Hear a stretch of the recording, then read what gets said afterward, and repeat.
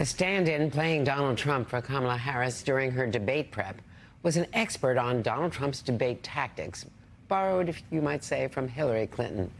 Philippe Reines, former Deputy Assistant Secretary of State, former spokesperson for Hillary Clinton for years, dressed up as Trump, makeup and all. I guess the long tie, too. Reines also played the role of Trump in Hillary Clinton's 2016 debate preps, seen in this video, role-playing Trump trying to hug Clinton, an exaggeration of the way Trump loomed behind her during one of their debates. Philippe Reines joins me now after being widely praised for your impersonation. It's great to see you. Thanks very much for joining us. You had not met Kamala Harris. I mean, you didn't know her. You knew Hillary Clinton like a member of the family, frankly. And you traveled with her 212 countries, I think. Is it two? No, it must have been 112. But in any case, you traveled all over the world. A lot of countries. Okay. So talk to me about how you prepped to deal with her. Were you afraid of offending her, being too tough in the way you played Trump? No, because first of all, it worked out well that I had never met her, because it turned out she had never met Donald Trump. Look, the vice president, who, again, I had never met, took prep very seriously. She's the real deal. So, look, you're not always running around yelling at them like a crazy person, although obviously Donald Trump often runs around like a crazy person. You know, it's more like the ball machine. There's a tennis player trying to get better. There's a tennis pro in the room, whether it's Karen Dunn and Rohini Kasola, who ran prep jointly. If they want to test her, her forehead, then that's what I throw at her. If they want to test her backhand, that's what I throw at her. And it's really more a matter of just getting someone used to what they are likely to experience on stage, which, we've all seen, we all watch, but we get to sit on our couch and say, what did he just say? Or what is wrong with that guy? The person on stage, which only Hillary Clinton, Joe Biden, and now Kamala Harris understand, you have to respond to him. You have to, first of all, keep it together and not absolutely crack up, because what you're seeing is rather maniacal. But you're trying to do two things. You're trying to talk to the audience who you would like to hire you. It's a job interview. The other person who wants the job is 6 feet to your right, and they are doing everything they can to just absolutely prevent anyone from hearing you. And that's a very tough situation to navigate. Now, Philippe, did you come up with the idea of her moving toward him and putting out her hand and taking command from the first minute? I think that's something that she's been training for 59 years, the same way you and I have. It is a common courtesy when you see someone, not to mention when you meet someone, to extend your hand and shake their hand. It's only in the age of Donald Trump where it has become something that it is strange.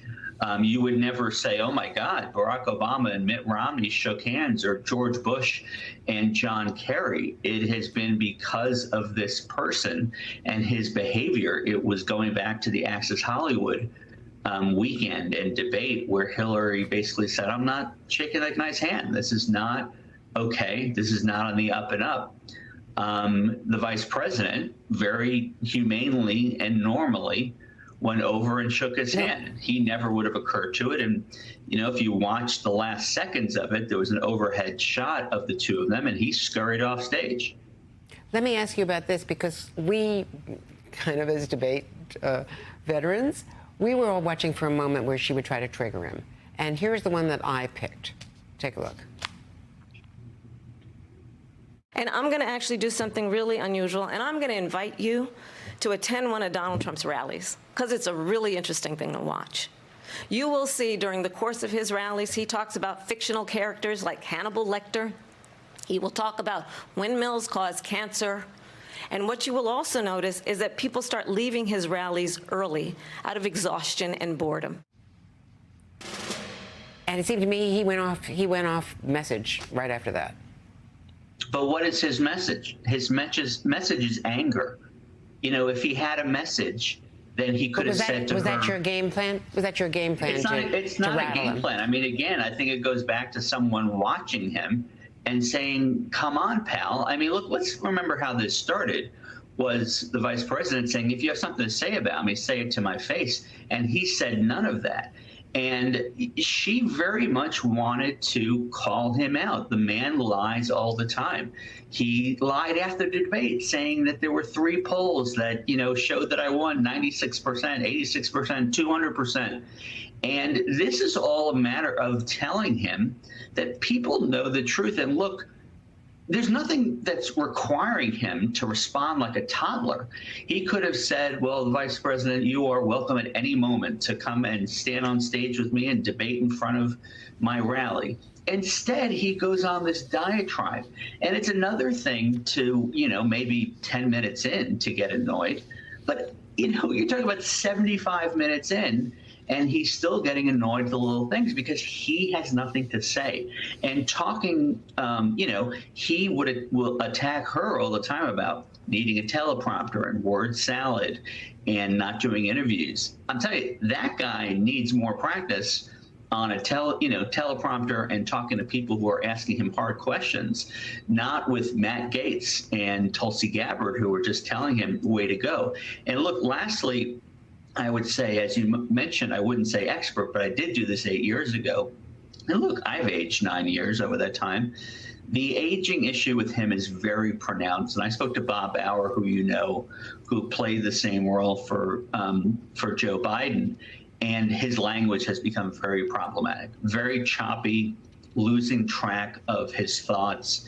He's not using, he seems to be forgetting names. There is a decompensation going on there. And look, I'm not saying that for partisan reasons. If it's what's good for the goose is good for the gander, if we're going to say that about Joe Biden, then people need to look at it. It's almost, we all have friends that have laptops, and you look at them and you say, why aren't you getting a new one? Because that one was barely good when you got it. Now the battery runs low real fast and the screen is cracked. And, it's really heavy compared to laptops you can get now. And he's just a malfunctioning appliance. And I think we need to be honest about that because he's 78 and Joe Biden was 78 when he was elected. And people want to worry about what someone is like when they're 80 or 82. That is a conversation we should have right now about Donald Trump, because that is not a person who is on a good trajectory in terms of his faculties.